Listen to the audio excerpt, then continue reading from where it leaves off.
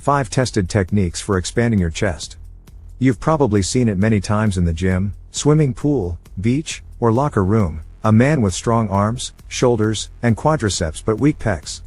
If you've been intermittently working out on the bench and are wondering why your chest hasn't grown to Superman proportions, it's time to add another wrench to your pec training with some new, intense, hardcore techniques intended to spoo. The following 5 chest shocking procedures have been attempted and successfully used by professional bodybuilders as well as muscle-hungry gym junkies.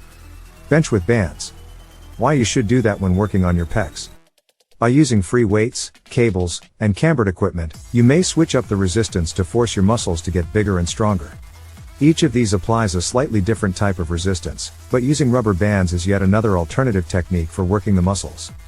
By removing some of the weight at the bottom of each rep and adding more at the top, bands increase the total amount of effort placed on the muscles.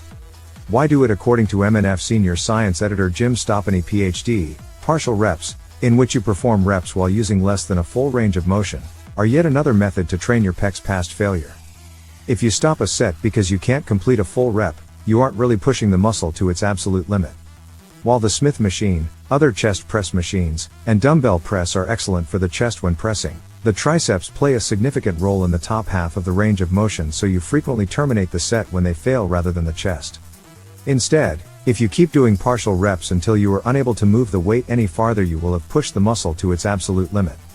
By performing repetitions in the lower half or third of your bench press after attaining full ROM failure, the triceps will no longer be the limiting factor and the pecs will be taxed to maximum fatigue. Do a fly press combo.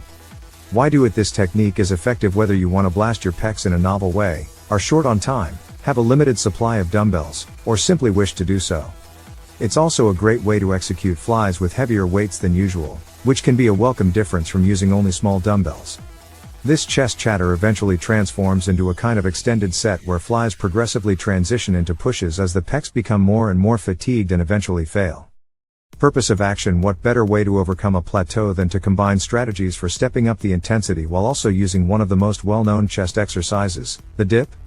According to well-known fitness coach Jimmy Pena MSCSCS, this pec shocker involves negatives and drop sets in addition to training to failure several times throughout one taxing set body weight dips. Because it is so challenging, this is one of my all-time favorite chest shockers. Just be sure to do it at the end of your workout.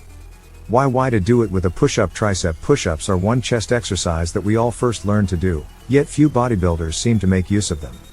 This is most likely due to the fact that if you have adequate chest strength, you may complete 20 to 50 repetitions without being overheated. But after a strenuous chest workout, that won't be the case because you'll burn out every part of your chest by finishing with the next push-up tricep. Thank you for watching.